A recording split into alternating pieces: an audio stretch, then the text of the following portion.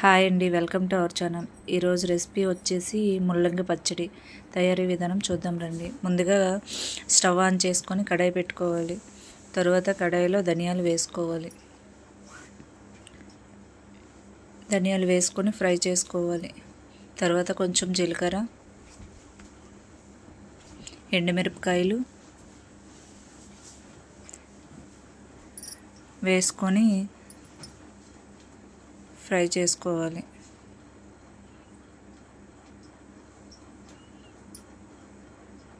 ఈ విధంగా ఫ్రై అయిన తర్వాత మిక్సీ జార్లోకి తీసుకోవాలి.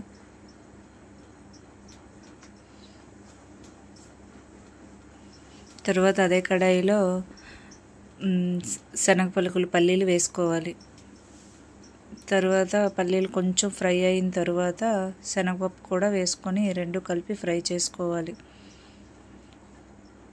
అన్నీ ఫ్రై చేసుకునేటప్పుడు వితౌట్ ఆయిలే ఫ్రై చేసుకోవాలి.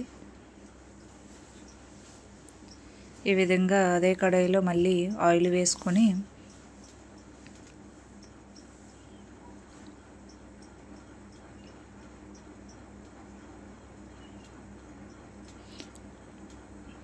కట్ చేసుకున్న ఆనియన్స్,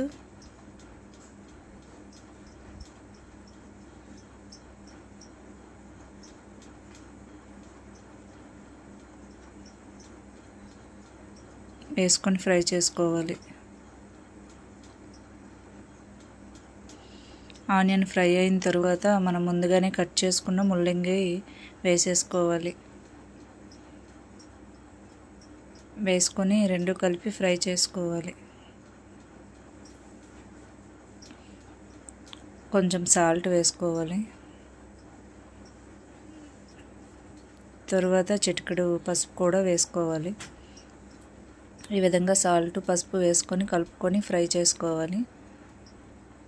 ఈ విధంగా చేసి పెట్టండి ఫ్రెండ్స్. ముల్లంగి పచ్చడి ఇష్టం లేని వాళ్ళు కూడా, ముల్లంగి ఇష్టం లేని వాళ్ళు కూడా తింటారు. టేస్ట్ అయితే చాలా బాగుంటుంది.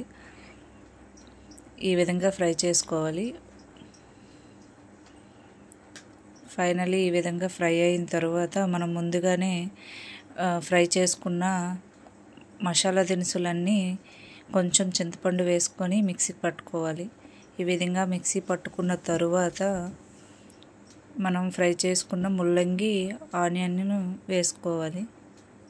తర్వాత కొంచెం వెల్లుల్లిపాయలు కూడా వేసుకోవాలి, పచ్చివే. కొంచెం కొత్తిమీర కూడా వేసుకోవాలి.